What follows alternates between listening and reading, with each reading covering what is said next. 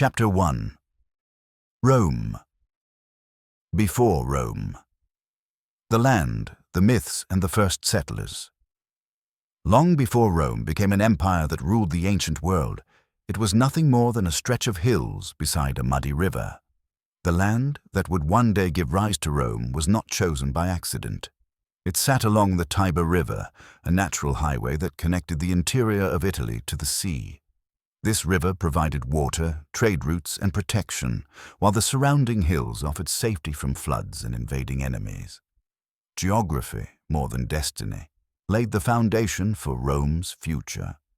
The most important of these hills was the Palatine Hill.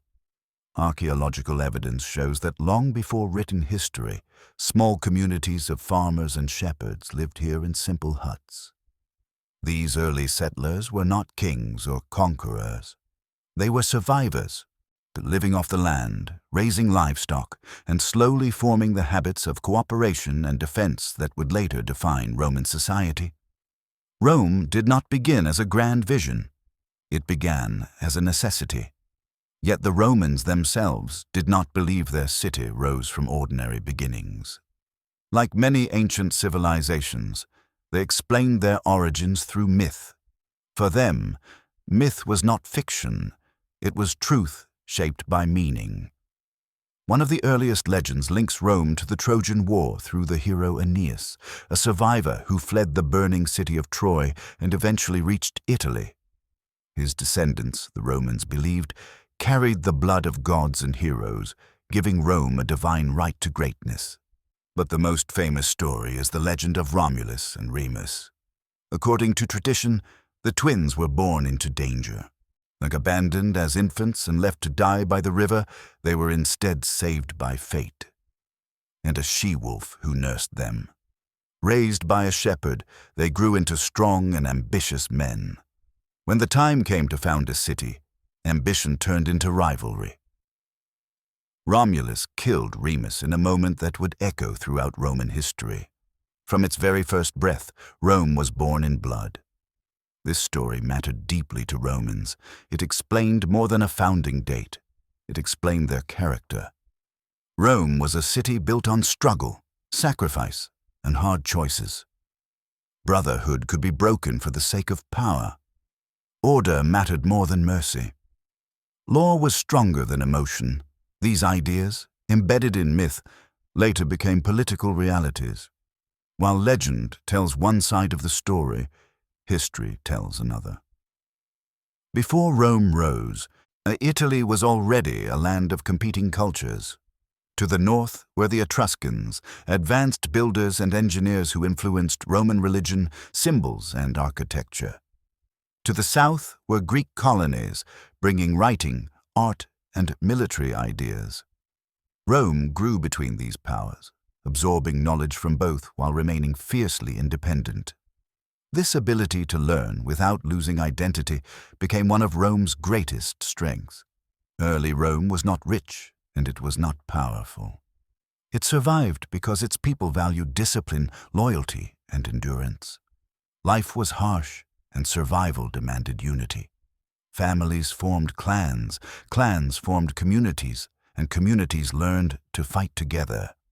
Over time, these small settlements merged, turning scattered villages into a single city with shared traditions and defenses. As what makes Rome's beginning truly remarkable is how unremarkable it was. There were no golden palaces, no vast armies, no grand monuments, just huts, hills, and a river. But within this simplicity lay potential. Rome's position allowed it to trade, defend, and expand. Its myths gave it confidence, its people gave it resilience. By the end of this early period, Rome was no longer just a settlement, it was becoming a city, aware of its past, protected by its gods, and shaped by stories that promised greatness. The world did not yet fear Rome. But Rome was already learning how to survive, and survival, in time, would become domination. Chapter 2. From Kingdom to Republic. How Rome changed power forever. In its earliest historical phase, Rome was ruled by kings. Roman tradition speaks of 7 monarchs who governed the city from its founding until the late 6th century BCE. Some were remembered as wise builders and lawgivers. Others became symbols of tyranny. What mattered most was not whether every detail was true, but how Romans remembered this era as a warning about concentrated power. Under the kings, Rome began to look like a true city. Roads were laid, temples were built, and religious rituals were formalized. The people learned discipline through shared customs and military service. Yet all authority rested in one man. The king commanded the army, judged disputes, and spoke to the gods on behalf of the people. As Rome grew, this system began to feel dangerous. One ruler's ambition could undo the work of generations. That fear became reality under the last king, Tarquin the Proud. Ancient sources describe him as cruel, arrogant, and dismissive of Roman traditions. He ruled without consulting the nobles, used violence to silence opposition, and treated Rome as his personal possession. The breaking point came when his family committed an unforgivable crime against a noblewoman named Lucretia. Her tragic death ignited outrage across the city. For Romans, this was not just a scandal. It was proof that kingship itself was corrupt. In 509 BCE, the monarchy was overthrown. Rome did something radical for the ancient world. It rejected kings forever. In their place, Romans created the Roman Republic, a political system built on shared power, limited terms, and accountability. No single man would ever rule Rome again. At least, that was the promise. At the heart of this new system stood the Roman Senate, to the council of experienced men from Rome's leading families. The Senate advised on laws, foreign policy, and war. While it did not officially rule, its influence was immense. Alongside the Senate were 2 consuls, elected each year to lead the state. By dividing authority between 2 men and limiting their time in office, Rome created a safeguard against tyranny.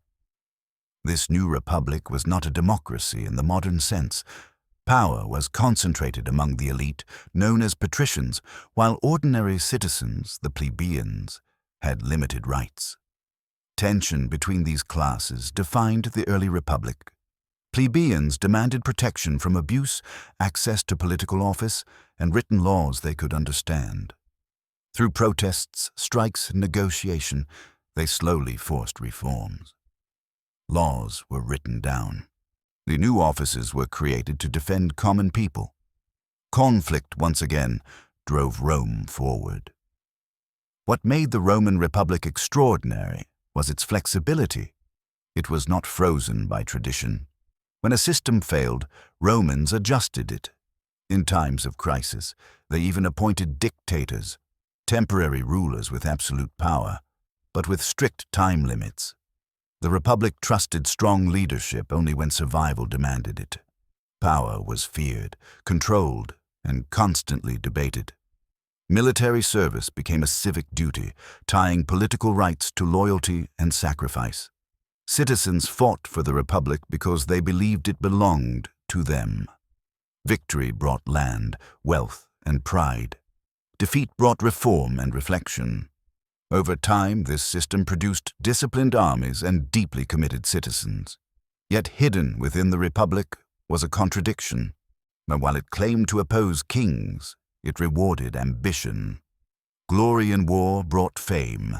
Fame brought influence. Influence bent laws. The Republic created leaders who would one day challenge it from within. By the end of this chapter in Rome's story, the city had transformed itself from a fragile kingdom into a resilient republic. It had learned to fear tyranny, manage conflict, and distribute power. Lessons that would fuel its rise across Italy. Rome was no longer ruled by one man. It was ruled by an idea that no one was above the state. How long that idea would survive was a question the future had yet to answer. Chapter 3. Conquering Italy. The rise of a military superpower.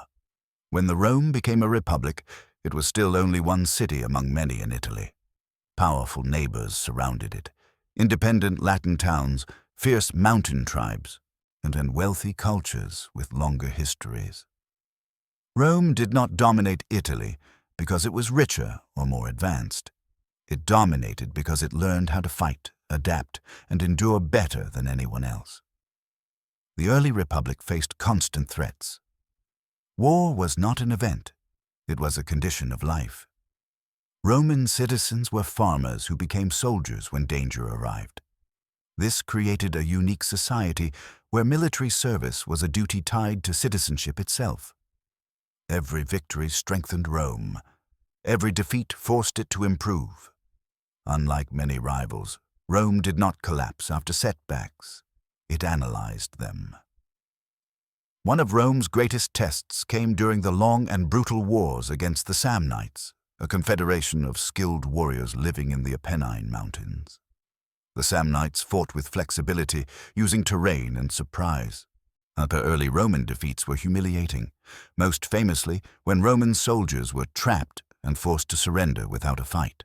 But Rome responded not with despair, but reform. Tactics changed, leadership improved, discipline hardened. Eventually, Rome broke Samnite resistance through persistence rather than brilliance. What set Rome apart was not how it fought battles, but how it handled victory. Conquered enemies were not always destroyed. Many were absorbed. Some became allies, others citizens with limited rights. Rome created a network of loyalty across Italy by offering protection in exchange for soldiers. This system turned former enemies into partners, feeding manpower into Rome's growing armies.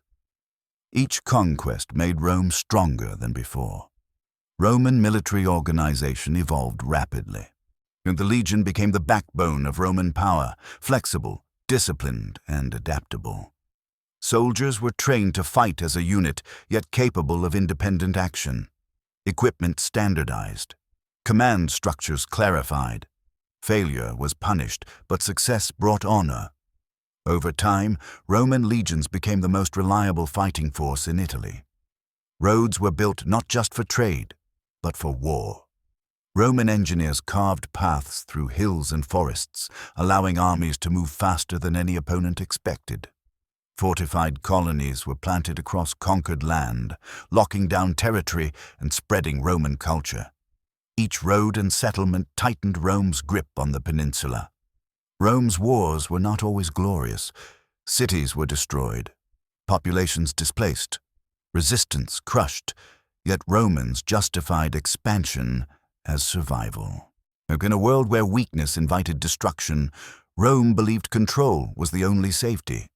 Conquest became policy, and policy became tradition. By the early 3rd century BCE, Rome stood as the dominant power in Italy. No rival could match its manpower, organization, or resilience. The city that once struggled to defend its hills now commanded an entire peninsula, but success carried a hidden cost. Rome had built an army that needed wars to reward its soldiers. Expansion was no longer optional. It was expected. As Italy fell under Roman control, Rome's ambitions grew beyond the peninsula. Across the sea lay wealthy powers, vast trade routes, and ancient rivals. Rome had learned how to win wars on land. Soon, it would test itself against enemies who ruled the seas. Italy was conquered. The Republic was confident. And Rome, forged by endless war, was ready to challenge the wider world. Chapter 4. Rome versus Carthage, wars that changed the ancient world. By the 3rd century BCE, Rome had mastered the art of land warfare. Italy was secure, its legions hardened by decades of conflict. But beyond the Italian peninsula lay a different kind of power, one that ruled the seas, controlled trade routes, and commanded immense wealth.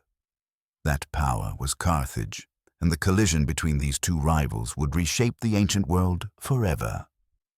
Carthage was not built on farms and citizen soldiers like Rome. It was a commercial empire, founded by Phoenician traders and sustained by naval dominance. Its strength came from ships, money, and mercenaries. For generations, Carthage had controlled much of the western Mediterranean, including key islands and ports. So as Rome expanded southward, conflict became inevitable. Two powers could not share the same sea. The First Punic War erupted over control of Sicily, a strategically vital island between Italy and Africa. Rome faced a terrifying disadvantage. It had almost no navy. Carthage, by contrast, possessed centuries of maritime experience. Rather than surrender, Rome did something extraordinary. It built a fleet from scratch, copying captured Carthaginian ships and training thousands of sailors with relentless discipline. Innovation turned desperation into strength. The invention of the corvus, a boarding device, allowed Roman soldiers to turn naval battles into infantry fights. Against all expectations, Rome won. After 23 brutal years, Carthage sued for peace, and Rome emerged as a naval power. But the rivalry was far from over. Soon the Second Punic War would become one of the most dramatic conflicts in ancient history, driven by one man, Hannibal Barca. Determined to destroy Rome, Hannibal led his army from Spain, across rivers, hostile tribes, and the frozen peaks of the Alps. Elephants marched where no army had gone before. When Hannibal descended into Italy, Rome faced its darkest hour. Battle after battle ended in disaster for Rome. At Battle of Cannae, a Roman army was surrounded and annihilated in one of the greatest tactical defeats in military history. Thousands died in a single day. The Republic trembled. Allies defected. Rome's enemies sensed blood. Yet Rome did not surrender. It did what it had always done, endured. Refusing to meet Hannibal in open battle again, Roman commanders adopted a strategy of attrition, slowly weakening his forces. And at the same time, Rome took the war to Carthage itself. Under the leadership of Scipio Africanus, Roman armies invaded North Africa. Hannibal was forced to return home, where he faced defeat at the Battle of Zama. Carthage survived, but it was broken. The Third Punic War was not a war of survival. It was a war of annihilation. Fearing Carthage's recovery, Rome launched a final campaign. The city was besieged, captured, and utterly destroyed. Carthage was burned, its people killed or enslaved, and its territory turned into a Roman province. Rome had eliminated its greatest rival. These wars transformed Rome. Victory brought vast wealth, new provinces, and control of the Mediterranean. Rome was no longer just an Italian power. It was an empire in everything but name. But success came with consequences. Inequality deepened, and politics grew corrupt, and ambition flourished. Rome had won the greatest wars of its age, but the battles that lay ahead would not be fought against foreign enemies. They would be fought within Rome itself. Chapter 5. From Republic to Empire, Caesar, Augustus, and absolute power. By the 1st century BCE, the Roman Republic had become a victim of its own success. Conquest brought wealth, but it also brought inequality. Victorious generals returned with loyal armies and enormous influence, while small farmers lost land and livelihoods. The institutions that once balanced power were strained to the breaking point. Rome still called itself a republic, but real authority was slipping away. At the center of this storm stood Julius Caesar. A brilliant commander and shrewd politician, Caesar rose to fame through his victories in Gaul. His campaigns brought glory, riches, and, most dangerously, personal loyalty from seasoned legions. In Rome, rivals feared him. The Senate, determined to protect the Republic, ordered Caesar to surrender his command. Caesar chose defiance. In 49 BCE, he crossed the Rubicon River with his army, declaring civil war against the state he claimed to defend. The conflict shattered Rome. Former allies turned into enemies. The Republic's laws proved powerless against armed ambition. Caesar emerged victorious, defeating his rivals and returning to Rome as master of the state. He did not call himself king, but he accepted unprecedented authority. Dictator for life. He reformed the calendar, expanded citizenship, and attempted to stabilize a system already collapsing. To many, he was Rome's savior. To others, he was its destroyer, and fear triumphed over gratitude. In 44 BCE, Caesar was assassinated on the Senate floor by men who believed they were restoring liberty. Instead, they unleashed chaos. His death did not revive the Republic. It exposed how deeply broken it was. Another round of civil wars followed, bloodier than the last, as powerful men fought for control of Rome's future. Out of this turmoil rose Caesar's adopted heir, Augustus. Young, calculating, and patient, Augustus understood what Caesar had not. Romans hated kings, but they craved stability. Rather than abolish the Republic outright, Augustus preserved its appearance while controlling its reality. The Senate still met. Elections still occurred. But all real power flowed through him. In 27 BCE, Augustus became Rome's first emperor in everything but name. He commanded the armies, controlled finances, and shaped law. Yet he ruled carefully, presenting himself as the servant of the state rather than its master. After decades of war, Romans accepted peace at almost any price. The Republic faded quietly, replaced by an empire disguised as tradition. Under Augustus, Rome entered an era of relative stability and prosperity. Roads expanded, borders were secured, and culture flourished. But the price was clear. Political freedom was gone. Power now rested in one man, backed by soldiers and law. Rome had completed its transformation. The republic that feared kings had created an emperor, and while the empire brought order, it also set Rome on a path where everything depended on the character of those who ruled next. Chapter 6.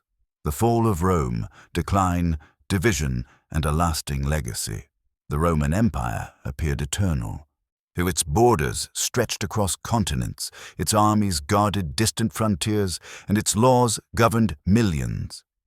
Yet beneath this image of strength, cracks were forming. The fall of Rome was not a single catastrophe, but a slow unraveling, driven by internal decay as much as external pressure. As the empire expanded, it became harder to govern. Emperors ruled vast territories with limited communication and depended heavily on the loyalty of the army. Power changed hands through assassination, bribery, and civil war. Short reigns replaced stable leadership, and political uncertainty weakened the state. The empire could conquer others, but struggled to control itself. Economic problems followed. Endless wars drained the treasury, while inflation eroded trust in currency.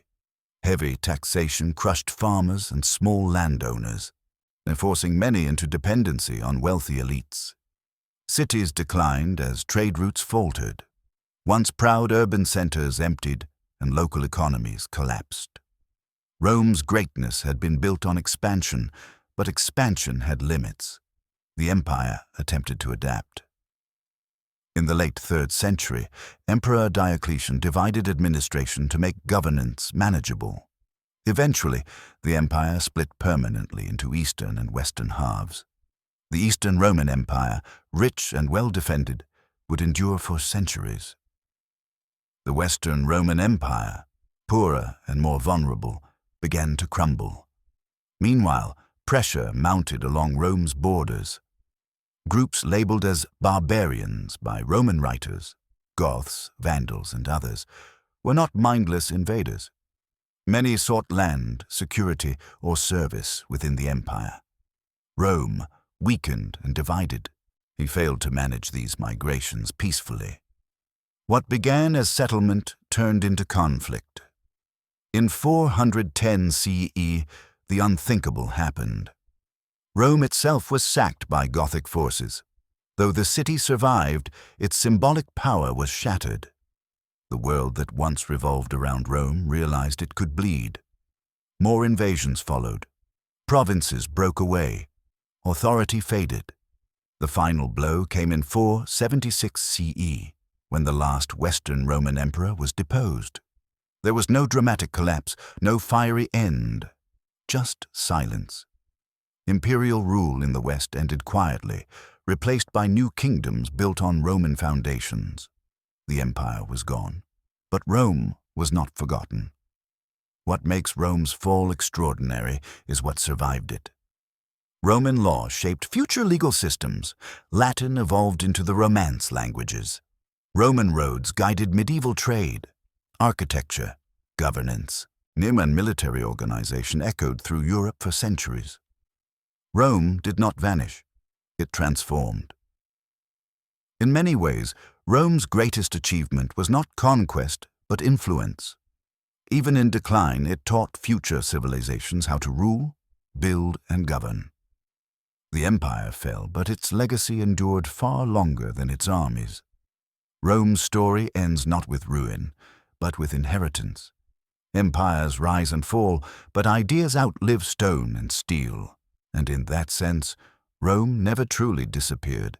It became the foundation of the world that followed. If you enjoyed this complete journey through the history of Rome, don't forget to like the video, subscribe to the channel, and share it with fellow history lovers.